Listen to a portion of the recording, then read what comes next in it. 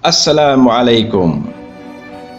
Tahun 2021, negara kita menghadapi 4 krisis utama, iaitu krisis politik, krisis kesihatan, krisis ekonomi dan krisis alam sekitar. Yang masih berlaku ialah musibah banjir yang telah merenggut banyak nyawa dan memusnahkan harta benda pada skala yang besar. Menurut khutbah di negeri Perak baru-baru ini, musibah dan krisis yang dialami sepanjang tahun 2021 wajib dijadikan iktibar, dijadikan sebesar-besar pengajaran, khususnya kepada para pemegang amanah kepimpinan. Itulah yang dipesankan oleh Tok Khatib kami. Tok Khatib menyambung lagi, kegagalan negara mencapai wawasan-wawasan murni seperti dasar ekonomi baru bukan kerana kita kurang peluang dan sumber, tetapi kerana berlakunya ketirisan disebabkan sifat pecah amanah dan perbuatan rasuah. Tahun 2022 bakal menyaksikan pecah amanah semakin berleluasa. Sehubungan itu, umat Islam diminta untuk jangan terus berdiam diri dan bertindaklah dengan bersama-sama mencegah kemungkaran ini yang semakin parah. Tok Khatib menyatakan, lebih separuh negara-negara Islam berada di tangga 20 paling bawah dalam indeks persepsi rasuah tahun 2020. Satu keadaan yang sangat janggal kelihatan berlakunya jurang antara apa yang dianjurkan oleh Islam dengan apa yang diamalkan oleh ummah yang pada zahirnya menerima Islam sebagai pegangan akidah. Masalah rasuah dan ketirisan ini telah amat menjadi-jadi sehinggakan penderitaan rakyat tidak lagi mendapat perhatian. Oleh itu, perlu saya kongsikan kata-kata Tok Khatib lagi. Kita memerlukan penyelesaian yang tegas dan tuntas untuk mencegah, membendung dan menghapus barah rasuah. Semua pihak secara bersama wajib mengambil langkah berani supaya berlakunya gerakan jihad memerangi rasuah agar negara kembali dimakmurkan dan kehidupan rakyat kembali disejahterakan. Pemimpin, media, masyarakat dan rakyat wajib berganding bahu menghapuskan barah rasuah dengan tekad, azam dan kesungguhan memenuhi satu tuntutan fardu kifayah. Sabda Rasulullah sallallahu alaihi wasallam, "Man ra'a minkum munkaran falyughayyirhu biyadihi, fa in lam yastati' fa bi lisanihi, fa in lam yastati' fa bi qalbihi, wa dzalika adhaful iman." Maksudnya, barang siapa yang melihat kemungkaran, anda baca sendiri. Saya bukan ustaz bidang agama atau ulama. Nanti marah pula ustaz-ustaz seperti marahnya seorang ustaz itu kepada satu pilot atau tukang masak. Seolah-olah ustaz sajalah yang boleh nasihat rakyat sehingga akan mendapat views beratus ribu. Tok Khatib menyambung lagi, hadirin yang dirahmati, dalam hasrat mahu membangunkan masyarakat yang beramanah, mimbar menyeru agar digerakkan secara bersungguh langkah-langkah berikut. Pertama, anda baca sendiri. Kedua, ketiga, keempat, saya nak tambah sikit. Kelima, ustaz-ustaz dan ulama-ulama bukanlah maksum. Anda berbuat dosa setiap hari seperti mana manusia lain. Jadi anda perlu sedar yang tanggungjawab berdakwah kepada pemimpin adalah tanggungjawab anda juga. Semakin ramai ustaz yang jadi influencer sampai jutaan pengikut, semakin meningkat maksiat, terutama sekali di kawasan-kawasan yang ustaz influencer beri ceramah. Mana dia ustaz-ustaz atau ulama-ulama yang beribu-ribu views ini yang sudah menegur pemimpin-pemimpin negara dan agensi kerajaan? Sudahkah anda ziarah mereka-mereka untuk menasihati mereka dan berpesan kepada mereka secara sembunyi-sembunyi? Tidak perlu dedahkan apa yang anda bincangkan kepada rakyat. Anda hanya perlu beritahu rakyat yang anda sudah bertemu mereka ataupun menulis surat nasihat kepada mereka. Bila ada ustaz-ustaz yang jealous kepada rakyat marahin berdakwah, anda lupa akan tanggungjawab anda sendiri. Jangan pula pengikut-pengikut anda sampai mencium tangan anda sedangkan anda berdosa tidak menjalankan tugas menasihati pemimpin-pemimpin dan ketua-ketua kerajaan negara maupun negeri.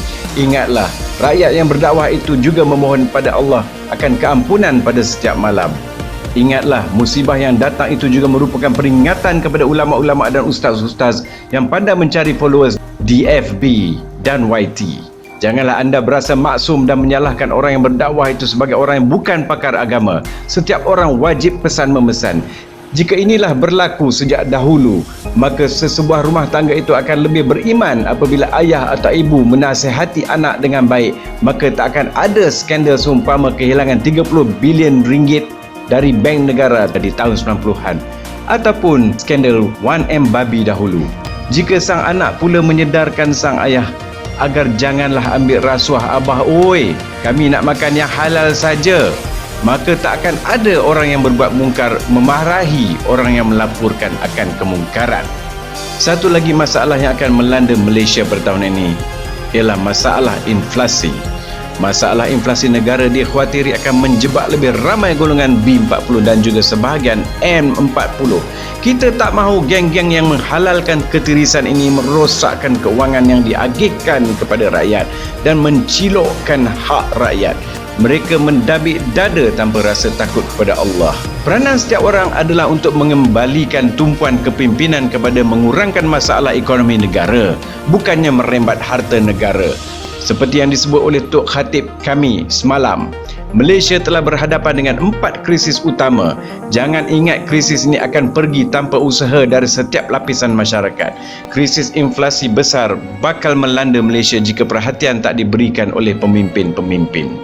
Mengapa inflasi berlaku sekarang? Terdapat banyak sebab berlakunya inflasi dan sebahagian daripadanya adalah disebabkan situasi lalu, iaitu musim COVID-19 melanda negara dengan rakusnya. Perubahan iklim juga serta keadaan cuaca yang teruk seperti kemarau, ribut, banjir telah merosakkan banyak tanaman baru-baru ini. Maka harga makanan dan bijiran juga turut terkesan. Inflasi makanan adalah yang paling teruk kerana rakyat B40 yang akan paling terjejas. Ini kerana golongan bawahan membelanjakan sebahagian besar pendapatan mereka untuk makanan. Mereka akan merasai kesakitan yang lebih teruk.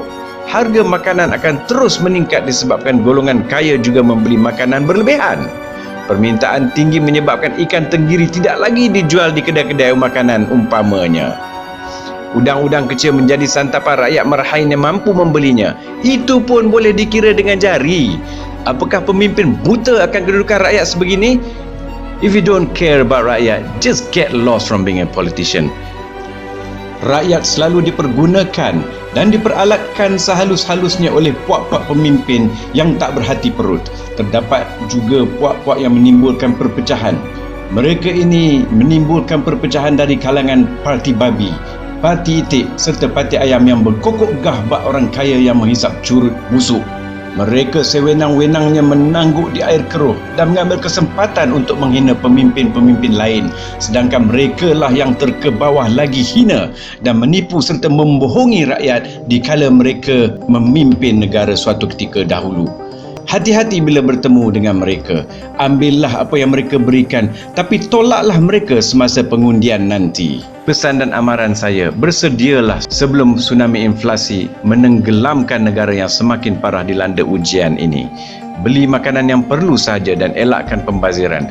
Sedarlah, pembaziran menyebabkan peningkatan harga barang. Yang kaya, jangan sentiasa membuang makanan. Sentiasa bandingkan harga dalam talian. Lebih ramai orang beralih kepada membeli belah dalam talian bukan sahaja kerana kemudahan, tapi juga ia memudahkan pencarian harga yang lebih murah. Ini adalah satu perkara yang boleh membantu kita melawan inflasi. Jadikanlah pembelian barangan produk Muslim satu keutamaan. Pembelian produk Muslim banyak membantu Muslim dan bukan Muslim. Sedangkan pembelian barangan biasa, tidak terdapat zakat dalam keuntungan produk bukan Muslim. Maka tiada limpahan zakat kepada ayuhan nas, ke semua manusia.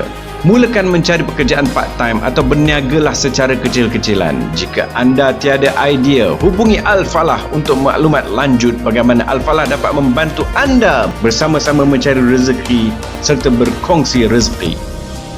Kepada yang banyak wang, berinfaklah dengan menggunakan akal dari hati. Janganlah membeli Quran yang harganya mencecah ratusan ringgit dan anda harapkan anak-anak tahfiz membaca Quran untuk pahala akhirat anda. Ini bukan semua, sebahagian sahaja yang saya maksudkan. Janganlah membeli telekung mahal untuk diberikan kepada surau yang tak menggunakan langsung telekung tersebut. Bahkan ianya boleh mengundang kecurian telekung mahal itu. Gunakan wang anda untuk membeli Quran yang jauh lebih murah untuk sekolah-sekolah tahfiz. Dan lebihan wang tersebut, belilah makanan untuk rakyat Malaysia yang bergelandangan. Ataupun belilah makanan untuk anak-anak yatim. Come on, bring back your senses. Jangan lupa melaburkan sedikit wang anda untuk melawan inflasi di tempat yang selamat dan berisiko rendah atau agak rendah, umpamanya di pasaran saham amanah, di mana anda boleh mendapat pulangan yang baik dalam jangka panjang. Akhir kata, pilihlah pemimpin yang mengingati Allah. Mereka juga manusia yang melakukan kesilapan, namun pemimpin yang kurang bersuara tapi bijak menguruskan masalah negara perlu diketengahkan. Pemimpin agensi kerajaan yang bertakwa juga perlu diketengahkan. Ulama perlu memainkan peranan utama. Kembalikan ulama menjadi menteri. Ketua-ketua jabatan perlu memainkan peranan dalam menghadapi kerenah menteri masing-masing. Jangan jadi yes man atau yes woman saja bila berhadapan dengan menteri kangkung. Berikan hujah-hujah yang bernas untuk menyangkal pandangan-pandangan menteri-menteri yang tersengih bangga hasil undian anda. Saranan saya, berikan peluang kepada pemimpin dari parti Unta dan Kancil untuk menerajui Malaysia. Menurut kajian kecil saya, parti-parti ini adalah paling terkurang dalam skandal negara berbanding parti-parti babi, ayam dan itik. Ingatlah pesan dari Majlis Agama Islam Perak ataupun negeri-negeri masing-masing. Sentiasa berpesan-pesan untuk menghalang kemungkaran dan ajaklah manusia kepada kebaikan. Hapuskan rasuah, benteraskan rasuah. Syabas Jabatan Agama Islam Perak kerana berani menyatakan yang hak lagi benar. Sekian, semoga Allah merahmati Malaysia dan rakyatnya. Amin ya rabbal alamin. Assalamualaikum warahmatullahi wabarakatuh. Ma'assalamah.